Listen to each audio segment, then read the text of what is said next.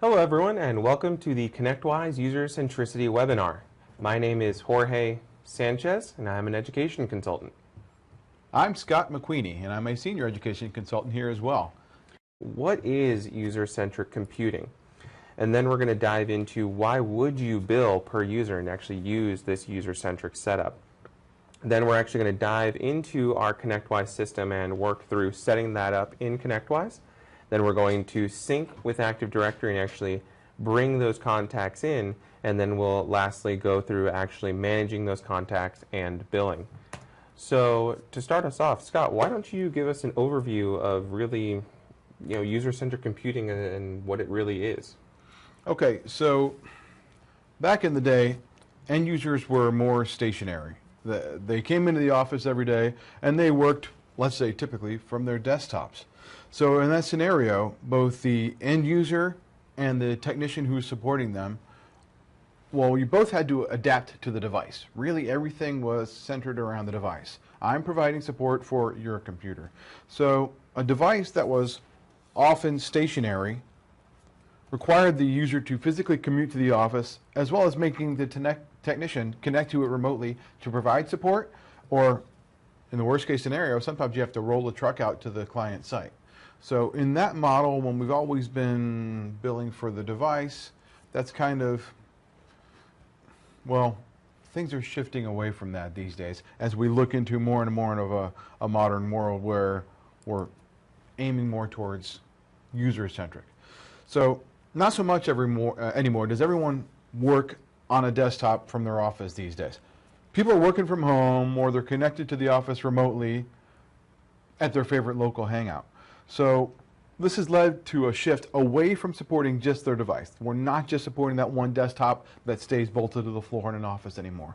What we're doing is we're supporting the user, and that's where user-centric comes in. You are an employee of one of my clients. I'm supporting you on all your devices. So the business model of the service provider is also evolving to focus on things like cloud services, software as a service, and you need to be able to provide these things to users that are now mobile. So no longer is the user stationary just at their one work office all day long. They're mobile. They're going to be at home. They're going to be on the road. They're going to be on the go, maybe hanging out at their favorite hangout, but you still need to be able to support them. So that shift is moving us into per user billing.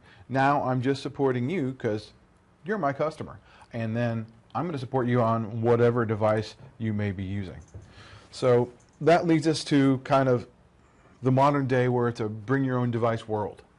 I'm supporting that user. That user may be on their work laptop that they took home with them and they're putting in hours after hours. They may be at the office. They may be traveling for work. But also I'm starting to look at all the different devices they connect with. For example, we here at ConnectWise, we are all on a Microsoft Office 365 subscription. So I have a login to our ConnectWise Office package, and I can use that anywhere, and I do use it anywhere. So I might be here on my work laptop, I might be at home on my Surface computer at home, I might be on my other tablet at home, or even on my mobile device. So that same exact scenario that applies to us here at ConnectWise, that's the kind of scenario that is applicable to per user billing these days. I'm supporting that user on whatever device they're on. Work computer, home computer, tablet, laptop, mobile device. So that's where we're trying to look at the shift towards, okay, there's going to be more devices, so I've got the potential for more inaccuracies. So that's one of the things that you really need to flesh out as you're kind of lining up, all right, I've got these devices, but they're all just tied to this user. I need to make sure I'm billing appropriately. Well, that's harder to do if I'm doing it per device. When I'm billing per user, that's it. I'm just billing for you on whatever device you're connecting to. And that allows us to set support expectations to say, we've got you covered. You are using company resources. You're trying to connect to your company environment from whatever device you're using. I'm going to help you with that because we are just billing per user. We're moving away from that old model. This thing is just becoming more and more popular where we're getting into per user billing. And that's what we're going to get into now with the next few slides, is we're looking at how you can facilitate that with ConnectWise. Absolutely. Take it away. As we mentioned, we're going to start off today by actually going through how UserCentric is set up in ConnectWise. Now, this is actually a very straightforward, simple setup, and going through this webinar, you guys, if you wanted to, would actually be able to follow along in your own ConnectWise system and set up UserCentric for one of your clients. It's a very simple process. So we start off by actually activating UserCentric. If your member within ConnectWise has security access to it, you will see the UserCentric icon here under the company's module.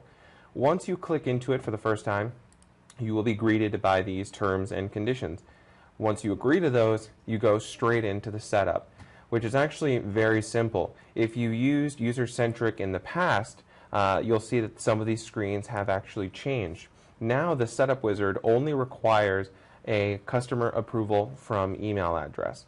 And this will come into play later on in the session when we review actually syncing with Active Directory, and you can use this approval email to send out the list of contacts and changes to your clients.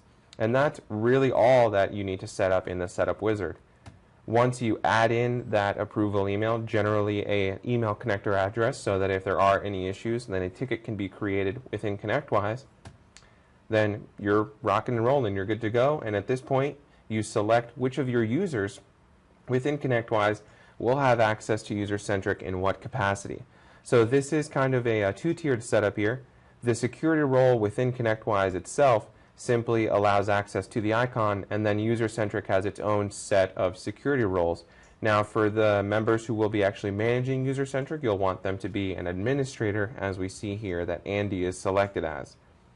Now, once you've actually activated UserCentric, the first thing you need to do before you actually start managing companies and updating billing and items like that in UserCentric is establish a billing profile.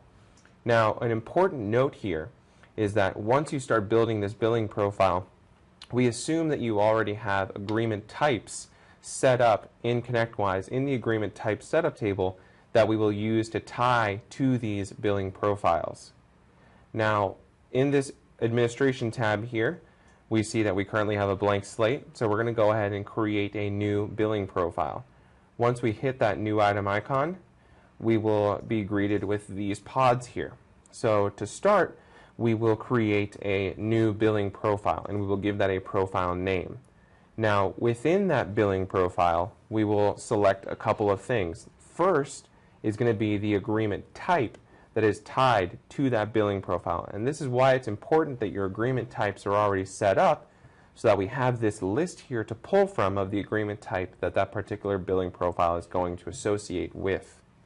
Now, once we actually select our agreement type, then we will select our agreement product that this billing profile is going to be attached to. Now, what this is going to do here is that once we bring our contacts in through UserCentric, it's going to update the billing profile for those companies and use these agreement products here, such as the supported users product, to actually update their agreement additions and bill for those contacts through UserCentric. That is that user billing that we're really working towards here. Now, once you have your agreement type and once you have your agreement product selected for that billing profile, you can actually simply hit save and move forward, and you will have created a billing profile at that point. Now, Scott, do you want to tell us a little bit about why you may want more than one billing profile? I do absolutely want to explain the use cases for multiple billing profiles, but another prerequisite I want to make sure you guys are all familiar with to even have gotten this far.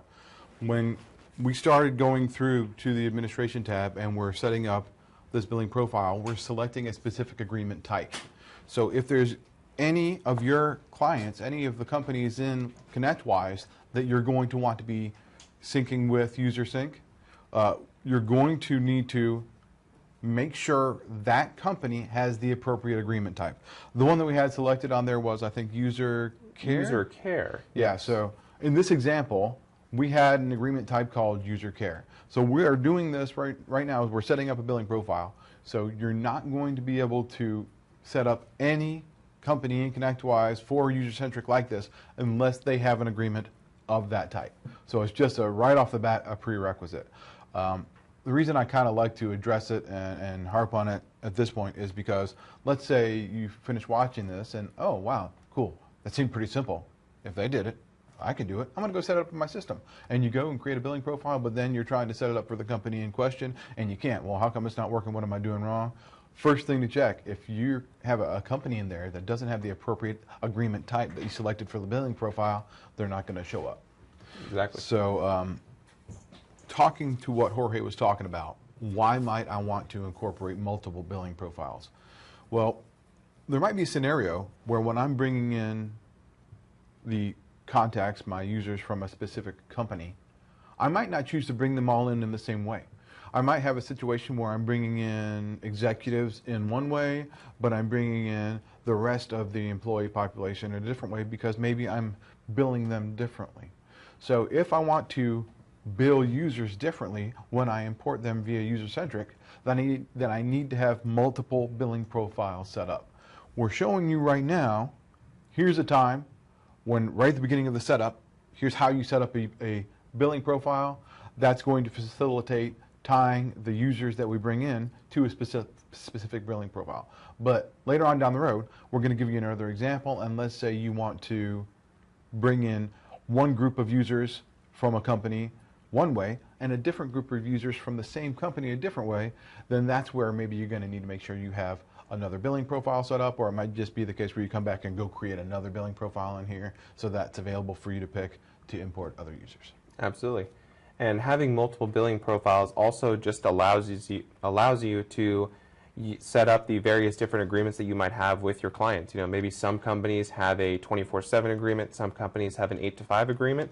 That allows you to set that up here as well. So going through this setup, you can bring in all of those companies very easily going forward. Now, once we have our billing profile set up, our base setup is pretty much done. At this point, we're actually ready to start bringing in companies through UserCentric and syncing those. Now, once we have that billing profile set, then we can open up the Companies tab up top, and we have this new item icon here to actually start bringing these companies in. Now, once you hit that new item icon, you'll be presented with this company wizard here. Now, once you search there, you'll be presented with your list of companies, and you can just bring in any of those companies that you're going to be managing through UserCentric. This is a one-at-a-time setup initially for any of the companies that you are managing through UserCentric, but from that point forward, it's pretty much, handling it on its own, and there's not much setup required from you at any point going forward. Once you've selected the company, so in this case we're going to sync Chris Craft Boats, then we're going to go ahead and select UserCentric as the method of bringing those companies in. Now, I think this is an important point here to just mention that if you are a ConnectWise user that also has LabTech, you can use the UserCentric module with LabTech. And we actually do already have a LabTech webinar going through using UserCentric with LabTech. So if you are a LabTech user, you can find that webinar in the related videos to this webinar and go through that setup, making that even easier for yourself. Now, if you are not a LabTech user and you would like to use the UserCentric agent, you absolutely can. It's very simple.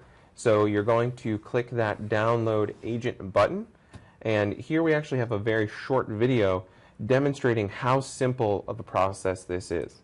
So once we go in, we select the company that we're going to be syncing, in this case, Chris Craft Boats, and we select UserCentric as the method of syncing those companies. So we go ahead and download the agent, and it's going to create a company-specific agent for Chris Craft Boats. So we know that whatever Active Directory server we put this file on is the Chris Craft Boats Active Directory server. So it is as simple as having the Active Directory server up and logged in. You can simply copy that file that you just downloaded and paste it into the Active Directory server.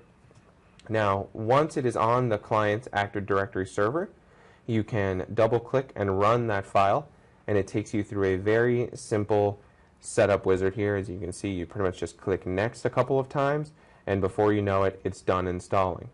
Now, once you are done with that setup and we move back into ConnectWise, we can hit this refresh agent status button that we have there on the setup. And as we can see now, it says that our UserCentric agent is installed, connected, and ready to go. Scott, that took all of maybe a minute and a half. Nothing to it. Nothing to it. Extremely simple. Now, once the UserCentric agent is synced with the Active Directory server, then we are ready to start pulling those contacts in. So once we hit that next button that we see there on the Company Wizard pop-up, we'll be presented with this screen here. Now, when it syncs with the Active Directory server, you'll see this list of files and folders that you can open up here. We're really going to focus on the users file here. Now, in this scenario, you have a couple of options. So I may want to simply bring all of my companies in at once, or, as Scott was touching on earlier, I may want to do some subgroups. Yeah. One example that we often think is maybe I'm only going to import the executives because I want to treat them slightly differently than the rest of the users within the user population in Active Directory for this company. And so, again, being able to pull different groups in through different sync sessions? Options? Either way. That's going to require that I've got a separate billing profile set up. So, going back to when we created the billing profile earlier and we were talking about that, if I want to be able to bill them separately, this is the part where it's going to tie back to that, and I'm going to need to say, all right, well, if I want to bill these according to one billing profile, I just need to make sure I've already got that billing profile created, and then I can pull them in, and then I can go back through it and pull in my other group and tie them to that other billing profile. Absolutely. And if you are going to be syncing with Active Directory, I think this is a good time to touch on an important point. When you are doing this sync, we really recommend going through and just verifying that Active Directory to make sure that you're bringing in good information. I think that the term is garbage in, garbage out, if you would. Pretty much. So if you're bringing in bad information, then you're going to end up carrying that going forward, and it's important to make sure that you're not doing that. But not to fret, you will actually have other chances to do that going forward in this process. So in this setup scenario, I'm actually going to go ahead and simply bring in all of my users. But at this point, I can actually set up these agreement settings here in the Company Wizard, and these are going to be company specific. These settings will allow me to enable prorating for this agreement if I would like to. Let's say I'm bringing some users in midway through a billing cycle. I can choose whether or not I'm going to display those users that I'm bringing in on this client's invoice, as well as some other settings like being able to deactivate old users. Now, as you can see, I've checked the box up there to simply bring in all of my users. And now I'm going to set up the billing profile for this one company that I'm bringing in. So as we can see here, I have selected the Managed Services billing profile, which is showing that user care agreement type that it's linked to. So kind of bringing it full circle, here is a quick screenshot of that Administration tab where we set up that billing profile. As we can see, the Managed Services billing profile is linked to that user care agreement type. Now, as we'll see here, Chris Craft Boats does have a user care agreement under the name of Support Services. If that particular client did not have a user care agreement, that dropdown would be empty. So if you ever notice that there's a mismatch there between the billing profile that you've selected and the agreements that that client actually already has. So not to worry in that scenario, nothing's broken. There may just be a missing agreement or nothing has been set up yet. Now, once we select that billing profile and attach it to that company, we've gone through and we've selected which users we're bringing in and selected the agreement settings for that client. At this point now, we're actually ready to start fetching our Active Directory from the server and bringing those contacts into ConnectWise. You'll see this screen here, quick little loading owl icon. Shouldn't take too long. And then at that point, you'll see this screen where you will actually sync and update the contacts into ConnectWise. Now from here, you'll see that we have 3 tabs. We have the Add tab, Update, and Inactivate. Each of those tabs serves a slightly different purpose, which we'll review in just a moment. Now this Add tab, these are going to be any contacts that were found in Active Directory that need to be brought into ConnectWise. As you can see there, all of them have that billing profile associated to them. But let's say that this is a small client, maybe they only have 10 contacts that you're bringing in. If any of those singular contacts do need a different billing profile, perhaps an executive or a VIP of some kind, you can actually use this Actions option up in the top left of that screen there to update the billing profile. Or maybe you want to use a slightly different action besides creating a contact. Maybe you want to ignore that contact for some reason and not bring them in. Or maybe you want to map them to a different site for that company. You can do that on a per contact basis using that Actions option here. Now, the next tab, the Update tab, this will allow you to see any conflicts that have been noted between UserCentric and ConnectWise. So at this point, we can see that we have a conflict with our contact Peter Smith here. So when we select that contact and choose that Resolve Conflict button that we see highlighted there, we get this conflicts view flyout here. Very straightforward. We see that we have an email address for Peter Smith in Active Directory, and we have 2 Peter Smiths in ConnectWise. So at this point, it's going to ask us, what would we like to do? So this allows you to very easily see any conflicts, make sure you're not double billing your clients potentially for the same user. Maybe in ConnectWise, you see that we have a business email and a personal email, and those were just accidentally created as 2 contacts. We can simply go here now, consolidate those, or remove one, and move forward, making sure that that billing is accurate. And this last tab, the Inactivate tab, that allows you to see any contacts that are found in ConnectWise, but not in Active Directory. So that lets us know that perhaps that is a contact that no longer is with that company, or perhaps that is a contact that was erroneously added that their Active Directory does not see, so we're probably not going to want to bill for. Now, once those 3 tabs have been reviewed, everything looks good to go, we've resolved any conflicts, made any necessary changes, we can go ahead and bring those contacts in using that Sync Contact button down at the bottom. And as we touched on earlier, in the top left there, you can see that Enable Customer Approval option. So here, if we would like to, we can send this list of contacts and updates to that client before we go through any final agreement updates here, just to make sure that everything looks good and that we are on the same page about the contacts and what we will be billing for exactly.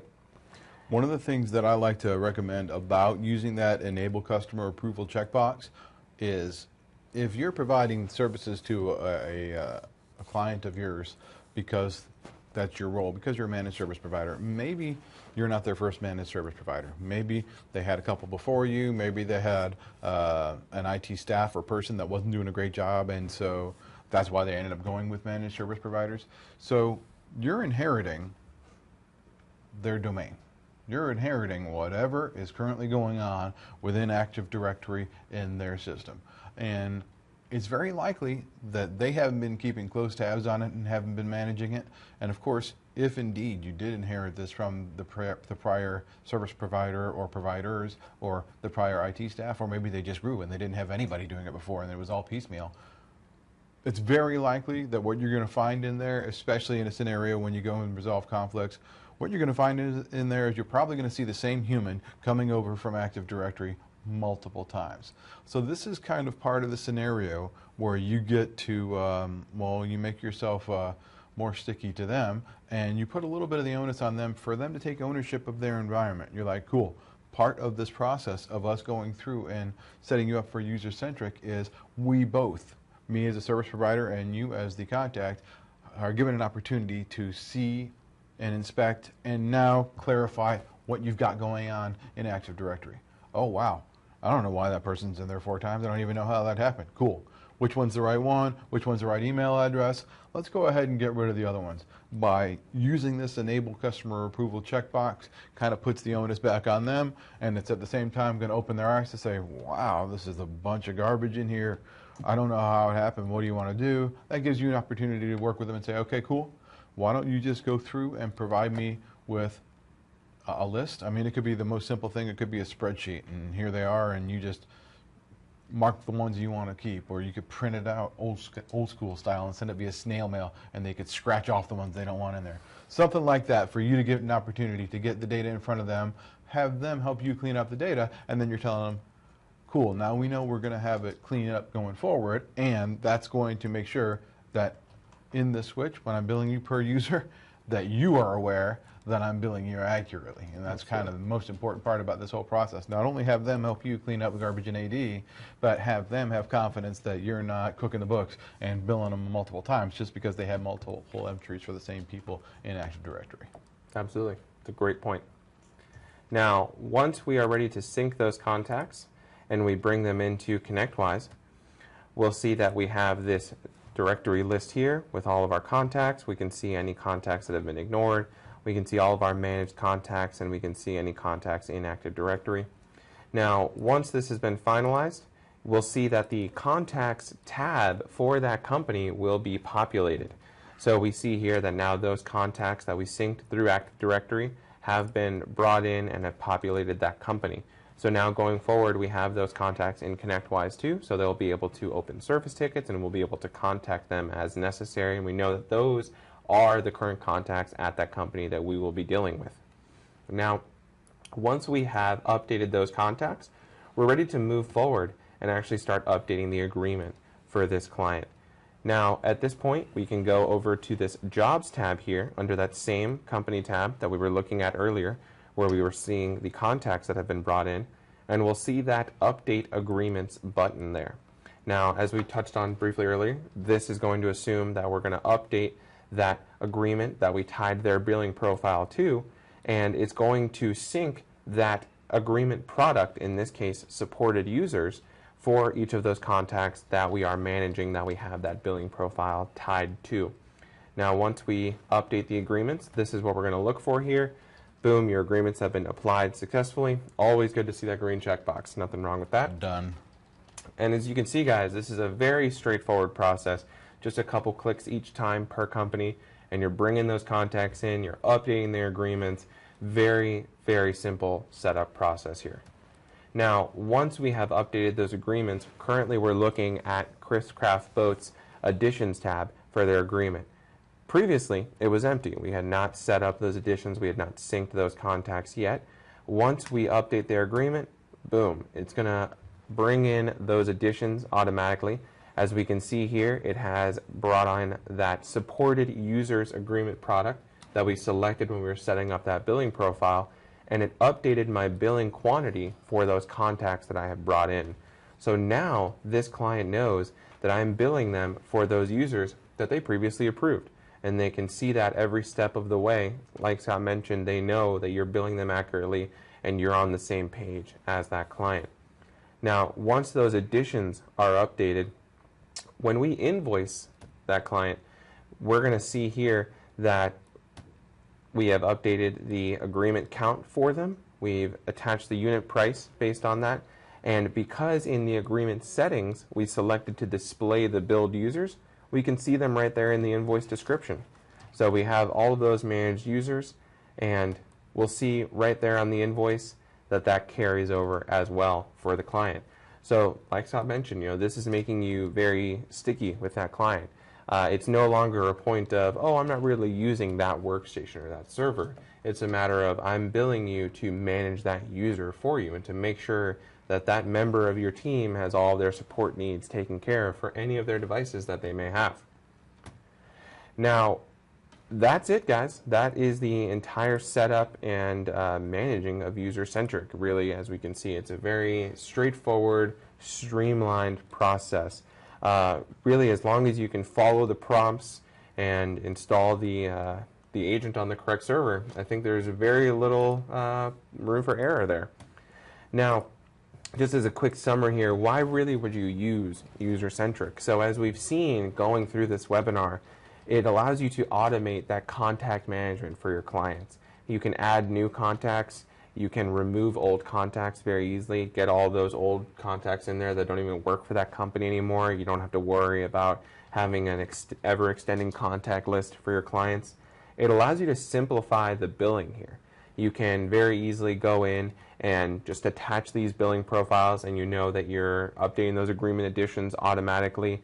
That billing is something that you no longer have to worry about counting people. And as we can see, it's automatically being updated. As users get brought in, as users get removed, that user count is automatically being updated. Anything else you'd like to add, Scott?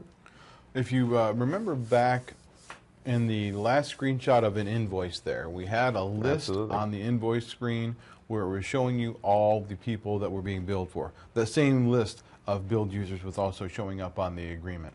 That's kind of like the last part of the puzzle tying back to the checkbox to enable customer approval. Hey, you helped me work with you and get it cleaned up so that we were removing duplicates, triplicates of people who were coming over from Active Directory. And so the last part of closing that loop of the client, when they get the invoice, feeling confident that you're billing them for their users and only for the users that are supposed to be in there, is by having that setting checked where they show up in the invoice.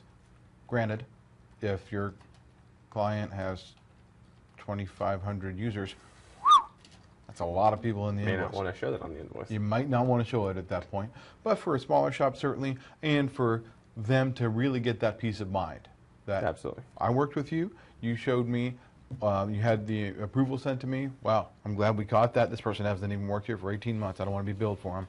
And now when the invoice comes, who do they bill me for? Cool. What about that guy that was here 18 months ago? They didn't try to sneak him in the bill. I like it. I'm ready to pay this invoice. Absolutely. So diving in, one of the questions we had is, can you please go over what I'm doing on the member security portion of the setup wizard? Won't I just have access to UserCentric since I'm a ConnectWise member? And that is technically true. However, the security portion of the setup wizard is where you actually specify which of your members have access to UserCentric itself. So as we can see here in this screenshot of our administration tab, on the members tab, we have the members that are in our ConnectWise system, and we can choose to grant them a certain level of access. Either no access, so they will not be able to actually see UserCentric in their service desk module, or they can be either an administrator, a finance person, or a technician. Now, in our UserCentric documentation, we do have this handy chart here that actually shows you what each security level has access to within UserCentric. So if you're ever wondering, okay, what should this particular person have access to, you can reference this chart here. Should they be an administrator and be able to see everything? Do you want them to be just a finance person, perhaps, so they can set up those billing profiles? Or will they just be a technician so that they can do the technical side of managing the contact data, managing the dashboard, and items like that? All right. Now, another question we had is, why is it recommended to enable customer approval for users to be synced and updated? Now, basically, one of the main reasons that we recommend doing this is when you're managing those contacts, if you send it to that client for approval, as you can see here, you're going to ensure that you're getting accurate information, and you're going to actually shift some of that responsibility onto the client so that they can say, okay, I've reviewed this, I've ensured that it is correct, and I'm okay with you billing me for this. And on that note, Scott, maybe you want to talk a little bit about those billing issues. We actually mentioned this somewhat during our content portion. Well, part of the goal, I think, with this portion of getting that verification from the customer is that it's going to make sure that they're aware of all the things that we're billing them for. So I don't want the customer to get a bill from me 2 months down the road after we've started using UserCentric for them, and for us to then have a conversation where, whoa, I don't know why I'm getting billed for this many users, this person that's listed here on the invoice, because that is one of the settings where we can list all of these users on the invoice. Well, I don't want to have a conversation with the end user, with the customer, where they say, this particular person hasn't even been with the company for over 6 months now, so I don't want to be charged a specific fee or specific user-centric charge for that individual that I'm seeing on the invoice.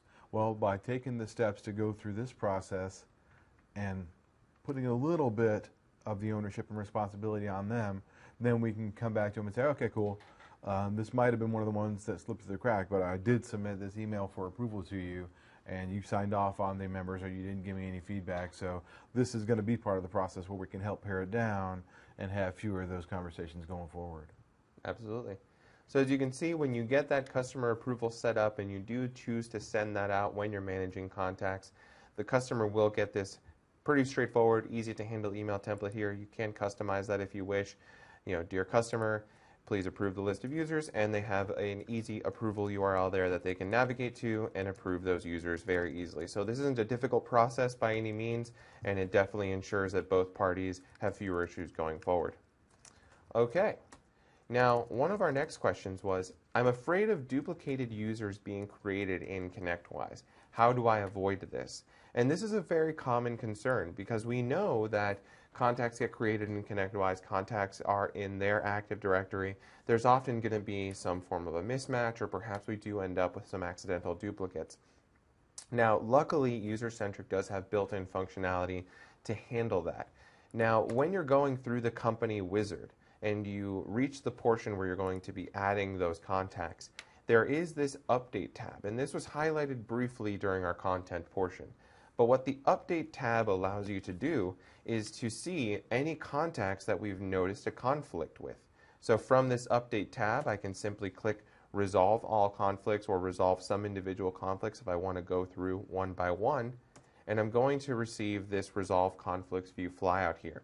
So what I'm noticing in this example screenshot here is that I have two Alex Cobbs.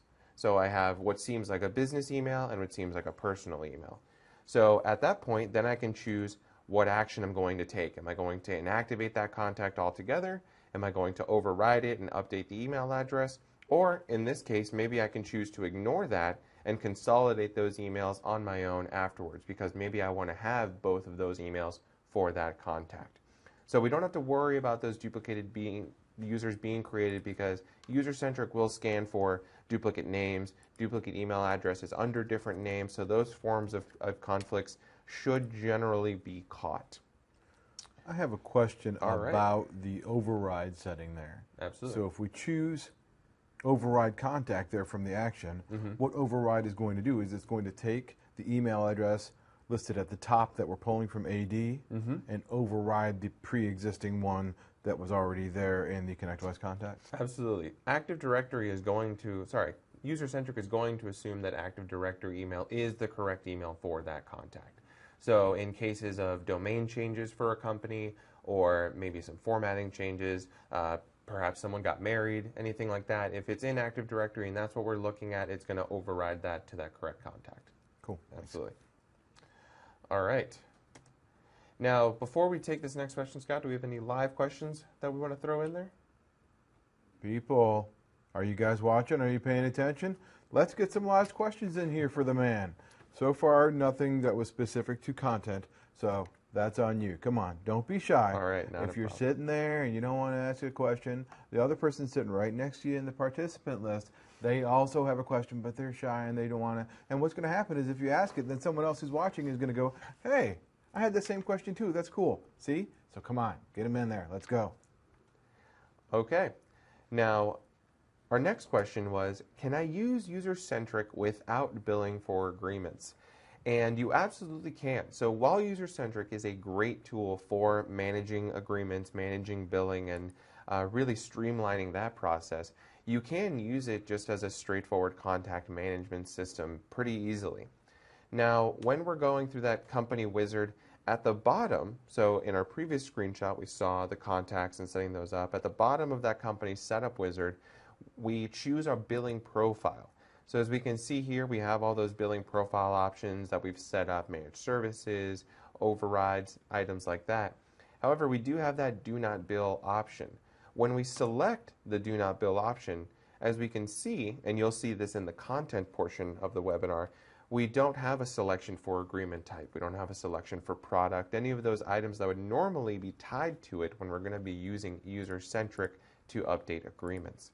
Now, when we leave it as do not bill, as we can see here, when we get to the contact portion of the setup, all of those billing profiles are left at do not bill. So we're not going to be attaching any agreements or products to those contacts when we bring them into ConnectWise. And then when we go through that setup, those contacts do still get brought into ConnectWise here. So it does update those contacts. It can't sync with Active Directory, resolve any of those conflicts we've seen in the past, but it won't update our agreements or create any of those additions. So feel free to use it like that for any of those clients that don't have agreements with you, but that you still want to manage those contacts. We have had multiple questions come in now. Thank you, everybody, for participating. I love this. First, we have a question asking, a little bit long here, so bear with me. Okay.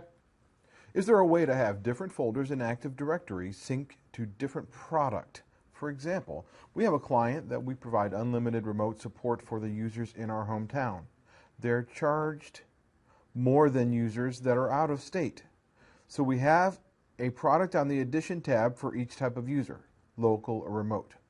In Active Directory, we have these users broken out by folder, OUs, organizational units. Is UserCentric this granular? Absolutely. So when we are in UserCentric, we can navigate here to our companies. Let's get this refreshed. Bring up here. Alrighty. So let's go ahead and look here. So as we can see, when we bring up our Active Directory tree here, we can actually pop open this users folder here, and we can see all of those different organizational units there.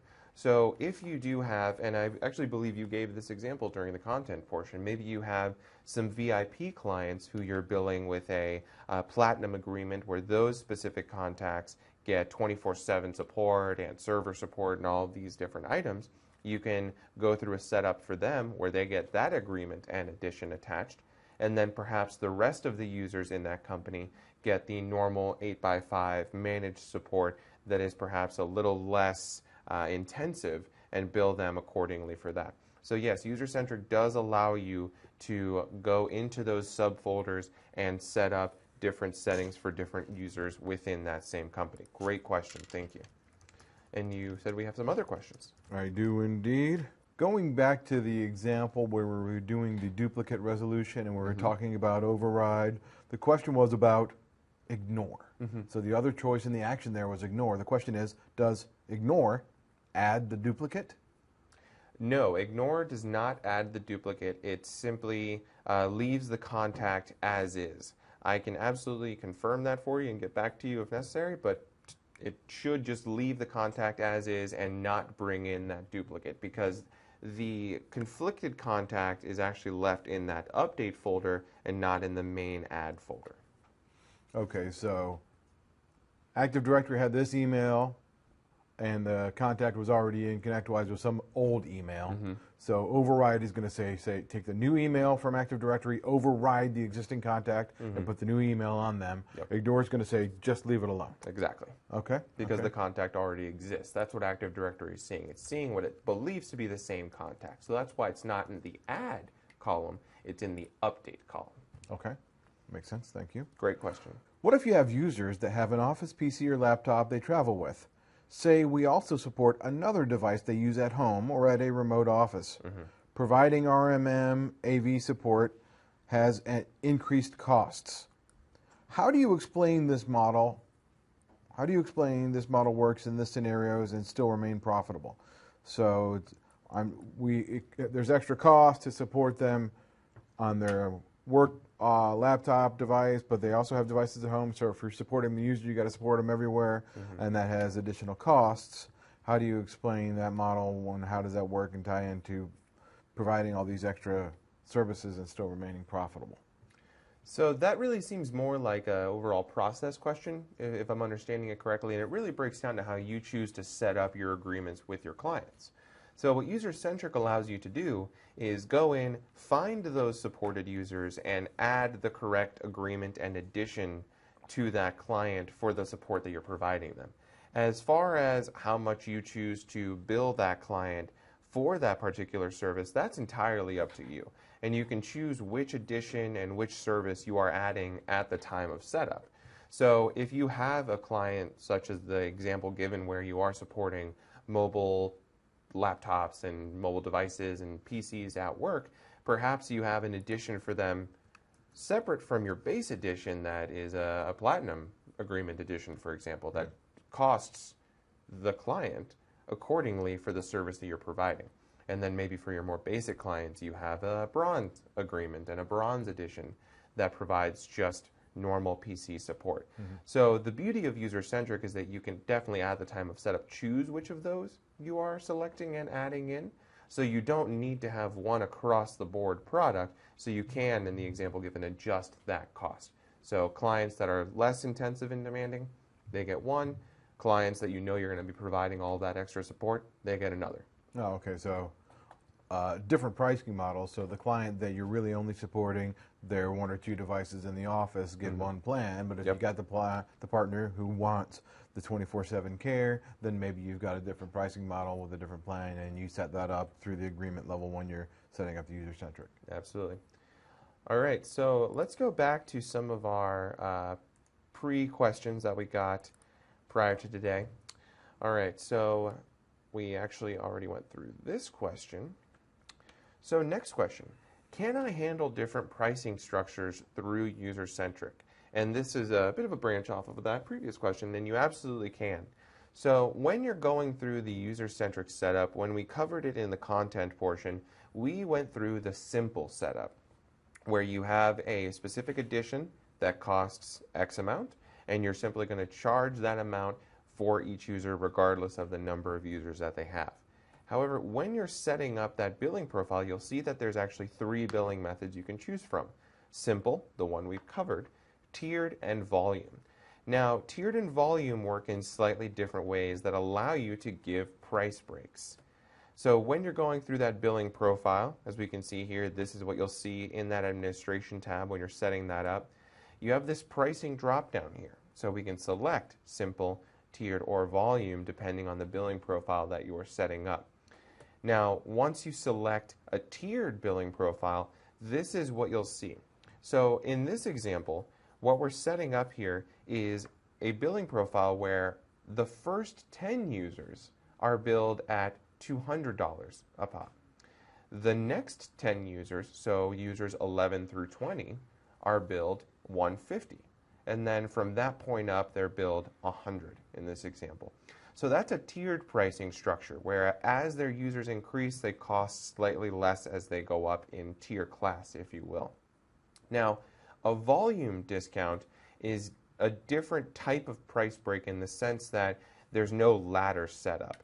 So when we select volume, as we can see here, slightly different from the last screenshot we were looking at where it showed us, and I'm just going to pop back to that one, 1 to 10, 11 to 20. This one gives us multiple ways of 1 through X number. So what this is telling us is that if I have a company with 1 through 20 users, all of those users are going to cost $200. However, if I have a company with 1 through 50 users, all of those users will cost $150. And if they have greater than 50 users, then all of those users are going to cost $100. So it allows you to get very granular and specialized with your billing, so that if you do have those high volume clients, you can really incentivize them to join on to the service by saying, hey, normally this would cost you X amount, but we're going to be able to give you a price break of this many dollars because you're signing on with us through UserCentric. So in the tiered model, that first block is always going to remain at that price. So even if they add enough additional users to get all the way to the third tier, we're still billing users 1 through 10 at that fixed first tier rate. Whereas with the volume, if they reach a certain volume, then everybody gets billed at the same price. Absolutely. So what we can see here, jumping back to that tiered screenshot, like you said, it breaks down into those classes. The first 10 users are always 200. The next 10 users are always 150. Whereas in a volume setup that we're looking at here, then we can see we have all users if there's at most 20 are 200. All users if there's 50 are 150, and so forth. And you can set up as many of these ladders or these classes, I should say, as you need. So you can just have 1 or 2, you can have 10. It really depends on the size of company that you're going to be dealing with. Now, any other questions that have come in, Scott? We don't. Oh, wow, we just got one in right now. All right. So are you saying that this is really both user and device-centric setup/billing, or really only user-focused, as the name would suggest? In our system, we will bill based on both user-specific costs as well as device-specific costs. Does this system allow for that? So this is really geared towards finding those users in Active Directory and attaching a user really addition for that company. Now the configurations and the managed devices and all of that, in this example, those would still be tracked against the company, but we're not going to be billing for those specifically through UserCentric. Really, UserCentric allows you to find the people behind the devices, not the devices themselves. If you do have a device managed model, like we talked about earlier, you can use UserCentric to manage those contacts and make sure that you have the correct list associated to those devices, and just use a more traditional agreement setup to bill for those devices. All right, I got another one here. Okay. Can we map users in specific Active Directory OUs to specific ConnectWise sites? Yes. So when you are going through that mapping, we do have the ability to enable site mapping here. When we select the option to enable site mapping, and if I'm not mistaken, one of my screenshots should actually have this. There we go.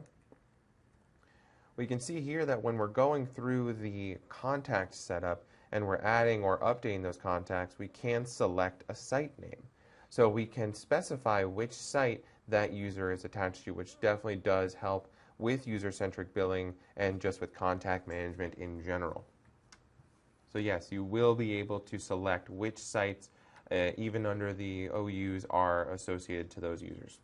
So in a very simplistic example, if I've got OUs in Active Directory that are broken down to reflect different physical addresses, well, a site in ConnectWise is a different physical address. I might choose to map it out in exactly that way. Exactly. Okay. Super simple. So if the site is selected and the agreement is connected to that site, it will update that specific agreement. We have a client with multiple agreements per site. Mm-hmm. So the agreement is not tied to the site. The contact is tied to the site. So if you have a client with multiple agreements, even if those agreements connect to the same site, so to speak, which really they connect to the contacts connected to the site, you can do that through UserCentric. You can have multiple agreements if necessary. You can manage those agreements for however many sites and contacts they attach to. When you did permissions earlier and you had the nifty little graph that was showing technician had some access, administration had some access? I believe that's the graph. It is. So when I'm looking at this graph, I'm a little confused at exactly what we're looking at here. When you look at finance, technician, administration, are those actually canned security roles? Yes. Okay. Yes, they are hard-coded security roles within UserCentric, as we can see here when we're going through that member setup. And this is internal ConnectWise members. So what this screen will show us is this will show us all of the members in our ConnectWise system. And from this screen, we can then choose which of those members will have access to UserCentric and at what security level. So we can set them as a finance person, a technician, or an administrator. And you are correct, those are hard-coded according to this graph we have here, which this is available in the UserCentric documentation if anybody would like to find it, so that they can always reference that information during that setup. These are not like the ConnectWise security roles that are user-defined. These are hard-coded UserCentric security roles. Okay. And this dictates just access within the UserCentric module, if you will. Okay. Can you show us where to tie syncing one OU with one product and a different OU with a different product on the same agreement? On the same agreement. Okay. So really that's a two-part setup. To sync with a different product, we will need a different billing profile. So that would be set up here in the administration tab.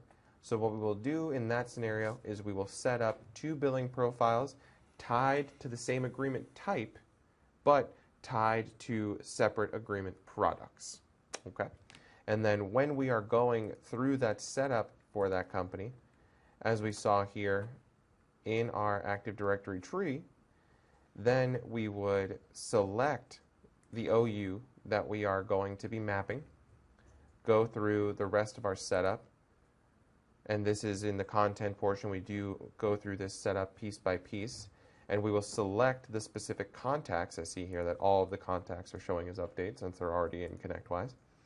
We will select the contacts, make any necessary adjustments like sites, anything like that, and then when we sync, we will see those contacts being associated to that billing profile that we selected here in the previous screen. And I'm going to show you that in just one second. So as we can see here, we would select our OU, select our billing profile, which we can see here is tied to the agreement type and the product name.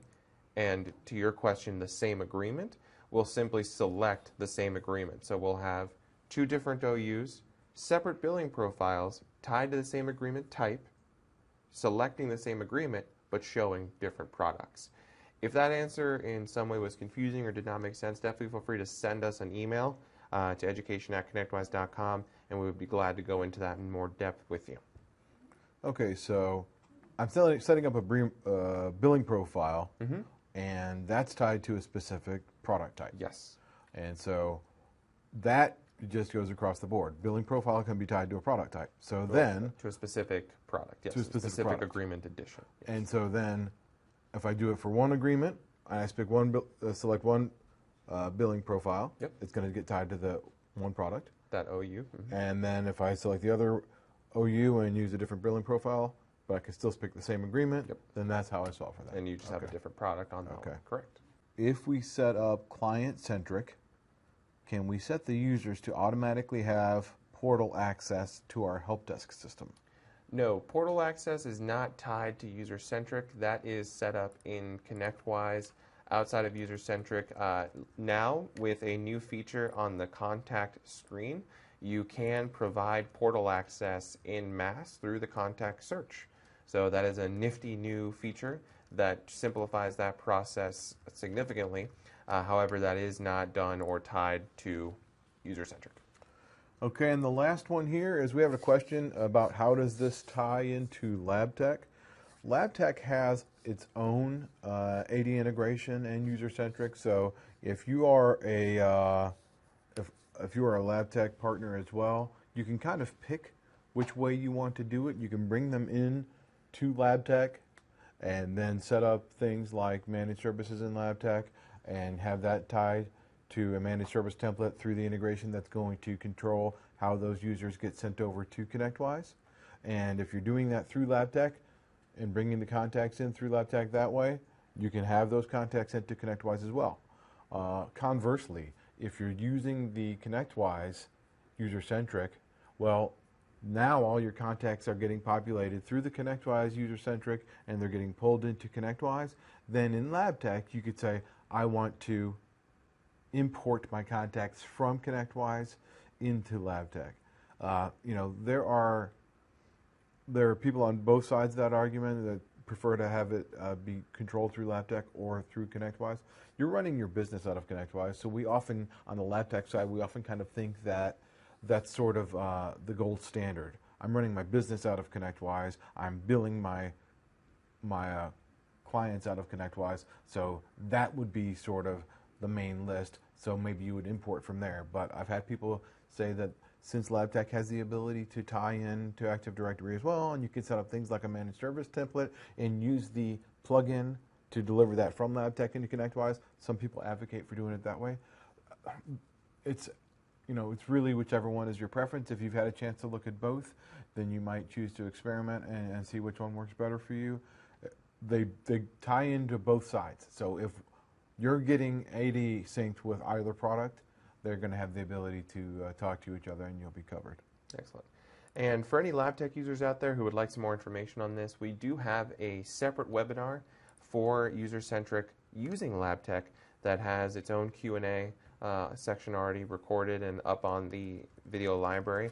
So if you would like to give that a look, there may be a lot of useful information in there, and they may actually address a lot of the potential questions you might have. We did have one last question, and then we got to cut it off, folks. Sorry. Okay. If we switch to UserCentric, do we need to use it for all our customers or only selected ones? You can use it for any customers that you would like. With UserCentric, there is a setup piece. This is covered in the content portion of how that is set up. So you do set up each company individually. So for the companies you would like to manage through UserCentric, you can go through that setup. For the companies you would not a problem. You can leave those companies as is, and that will not be an issue at all. Good. I think that's a wrap. All right, everyone. Thank you again so much for joining us today on our UserCentric webinar. So thank you all once again for joining us, and have a great day. Thanks, everybody.